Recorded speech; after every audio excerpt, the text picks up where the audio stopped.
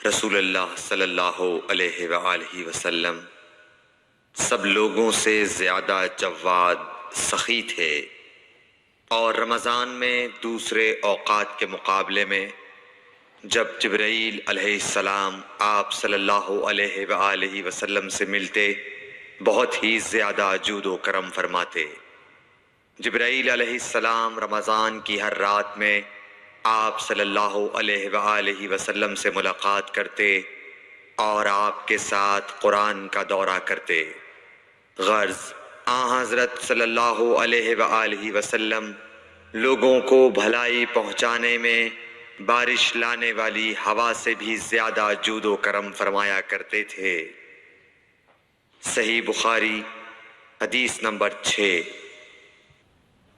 ہرقل شاہ روم نے قریش کے قافلے میں ایک آدمی بلانے کو بھیجا، اور اس وقت یہ لوگ تجارت کے لیے ملک شام گئے ہوئے تھے، اور یہ وہ زمانہ تھا جب رسول اللہ صلی اللہ علیہ وسلم نے قریش اور ابو سفیان سے ایک وقتی عہد کیا ہوا تھا۔ جب ابو سفیان اور دوسرے لوگ ہرقل کے پاس ایلیا پہنچے جہاں ہرقل نے دربار طلب کیا تھا، اس کے گرد روم کے بڑے بڑے لوگ، علماء، وزراء و امراء بیٹھے ہوئے تھے۔ ہرقل نے ان کو اور اپنے ترجمان کو بلوایا، پھر ان سے پوچھا کہ تم میں سے کون شخص مدعی رسالت کا زیادہ قریبی عزیز ہے؟ ابو سفیان کہتے ہیں کہ میں بول اٹھا کہ میں اس کا سب سے زیادہ قریبی رشتہ دار ہوں۔ یہ سن کر ہرقل نے حکم دیا کہ اس ابو سفیان کو میرے قریب لا کر بٹھاؤ اور اس کے ساتھیوں کو اس کی پیٹھ کے پیچھے بٹھا دو۔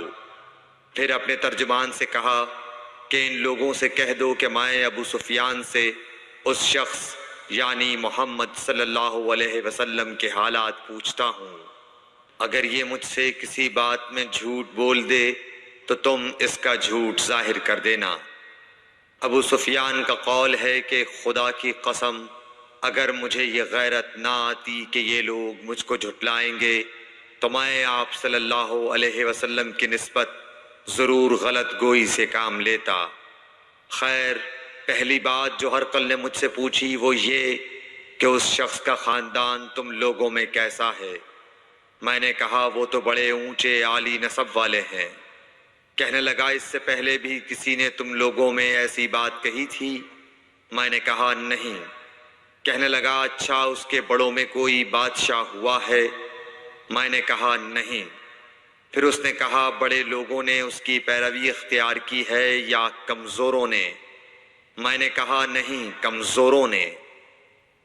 پھر کہنے لگا اس کے تابعدار روز بڑھتے جاتے ہیں یا کوئی ساتھی پھر بھی جاتا ہے؟ میں نے کہا نہیں۔ کہنے لگا کیا اپنے اس دعویٰ نبوت سے پہلے کبھی کسی بھی موقع پر اس نے جھوٹ بولا ہے؟ میں نے کہا نہیں، اور اب ہماری اس سے صلح کی ایک مقررہ مدت ٹھہری ہوئی ہے، معلوم نہیں وہ اس میں کیا کرنے والا ہے۔ ابو سفیان کہتے ہیں میں اس بات کے سوا اور کوئی جھوٹ اس گفتگو میں شامل نہ کر سکا۔ ہرقل نے کہا کیا تمہاری اس سے کبھی لڑائی بھی ہوئی ہے؟ ہم نے کہا کہ ہاں۔ بولا پھر تمہاری اور اس کی جنگ کا کیا حال ہوتا ہے؟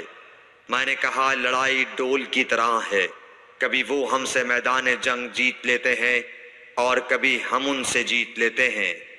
ہرقل نے پوچھا وہ تمہیں کس بات کا حکم دیتا ہے؟ میں نے کہا وہ کہتا ہے کہ صرف ایک اللہ ہی کی عبادت کرو، اس کا کسی کو شریک نہ بناؤ، اور اپنے باپ دادا کی شرک کی باتیں چھوڑ دو، اور ہمیں نماز پڑھنے، سچ بولنے، پرہیزگاری اور صلہ رحمی کا حکم دیتا ہے۔ یہ سب سن کر پھر ہرقل نے اپنے ترجمان سے کہا کہ ابو سفیان سے کہہ دے کہ میں نے تم سے اس کا نسب پوچھا تو تم نے کہا کہ وہ ہم سے عالی نسب ہے، اور پیغمبر اپنی قوم میں عالی نسب ہی بھیجے جایا کرتے ہیں۔ میں نے تم سے پوچھا کہ دعویٰ نبوت کی یہ بات تمہارے اندر اس سے پہلے کسی اور نے بھی کہی تھی تو تم نے جواب دیا کہ نہیں۔ تب میں نے اپنے دل میں کہا کہ اگر یہ بات اس سے پہلے کسی اور نے کہی ہوتی تو میں سمجھتا کہ اس شخص نے بھی اسی بات کی تقلید کی ہے جو پہلے کہی جا چکی ہے۔ میں نے تم سے پوچھا کہ اس کے بڑوں میں کوئی بادشاہ بھی گزرا ہے تو تم نے کہا کہ نہیں۔ تو میں نے دل میں کہا کہ ان کے بزرگوں میں سے کوئی بادشاہ ہوا ہوگا تو کہہ دوں گا کہ وہ شخص اس بہانے اپنے آباء و اجداد کی بادشاہت اور ان کا ملک دوبارہ حاصل کرنا چاہتا ہے۔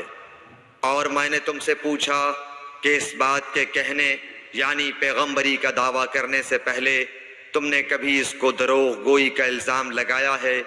تم نے کہا کہ نہیں۔ تو میں نے سمجھ لیا کہ جو شخص آدمیوں کے ساتھ دروغ گوئی سے بچے وہ اللہ کے بارے میں کیسے جھوٹی بات کہہ سکتا ہے۔ اور میں نے تم سے پوچھا کہ بڑے لوگ اس کے پیرو ہوتے ہیں یا کمزور آدمی؟ تم نے کہا کمزوروں نے اس کی اتباع کی ہے۔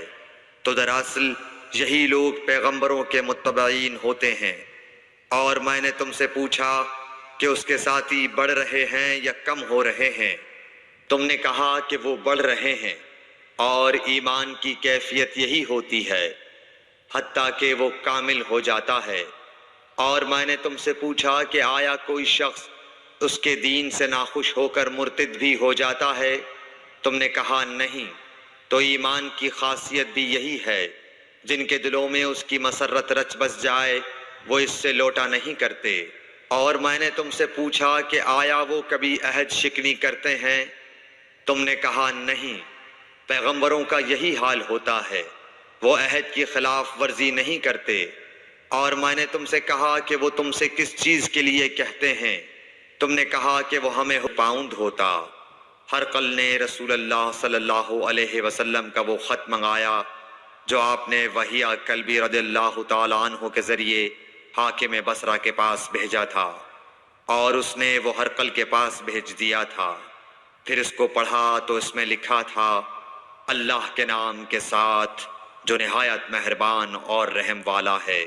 اللہ کے بندے اور اس کے پیغمبر محمد صلی اللہ علیہ وسلم کی طرف سے یہ خط ہے شاہ روم کے لیے۔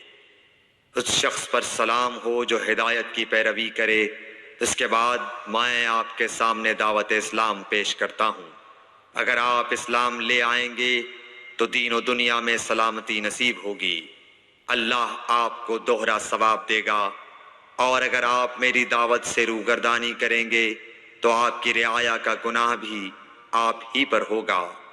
اور اے اہل کتاب، ایک ایسی بات پر آ جاؤ جو ہمارے اور تمہارے درمیان یکساں ہے، وہ یہ کہ ہم اللہ کے سوا کسی کی عبادت نہ کریں اور کسی کو اس کا شریک نہ ٹھہرائیں، اور نہ ہم میں سے کوئی کسی کو خدا کے سوا اپنا رب بنائے۔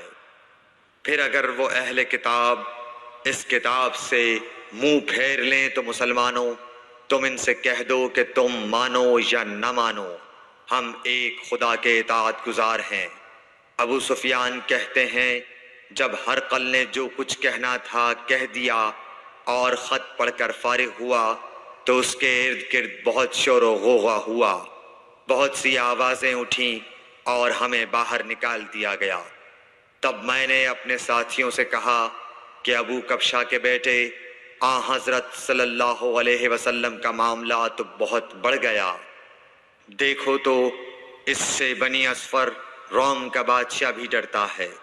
مجھے اس وقت سے اس بات کا یقین ہو گیا کہ حضور صلی اللہ علیہ وسلم ان قریب غالب ہو کر رہیں گے، حتیٰ کہ اللہ نے مجھے مسلمان کر دیا۔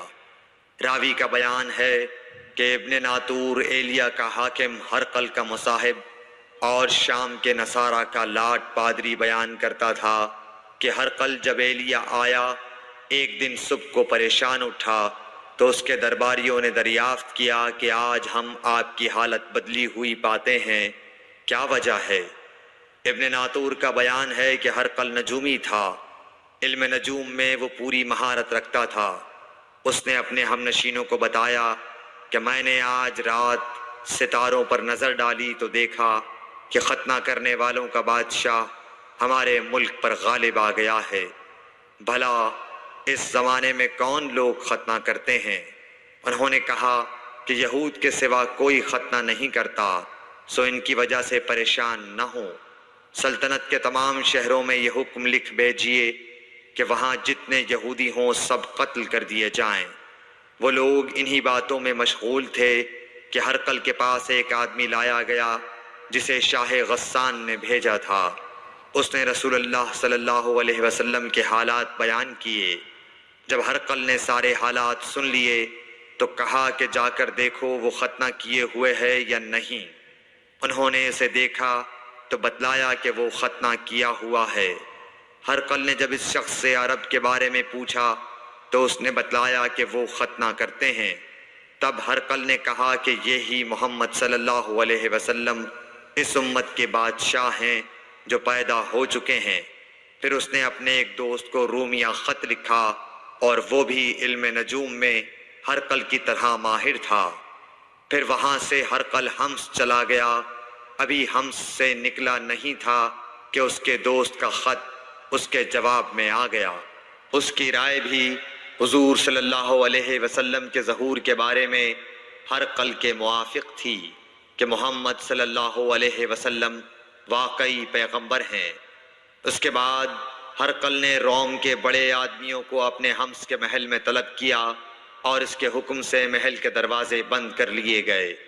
پھر وہ اپنے خاص محل سے باہر آیا اور کہا، اے روم والو، کیا ہدایت اور کامیابی میں کچھ حصہ تمہارے لیے بھی ہے؟ اگر تم اپنی سلطنت کی بقا چاہتے ہو تو پھر اس نبی صلی اللہ علیہ وسلم کی بیعت کر لو اور مسلمان ہو جاؤ۔ یہ سننا تھا کہ پھر لوگ وحشی گدھوں کی طرح دروازوں کی طرف دوڑے مگر انہیں بند پایا۔ آخر جب ہرقل نے اس بات سے ان کی یہ نفرت دیکھی اور ان کے ایمان لانے سے مایوس ہو گیا تو کہنے لگا کہ ان لوگوں کو میرے پاس لاؤ۔ جب وہ دوبارہ آئے تو اس نے کہا، میں نے جو بات کہی تھی اس سے تمہاری دینی پختگی کی آزمائش مقصود تھی، سو وہ میں نے دیکھ لی۔ تب یہ بات سن کر وہ سب کے سب اس کے سامنے سجدے میں گر پڑے اور اس سے خوش ہو گئے۔ بالآخر ہرقل کی آخری حالت یہی رہی۔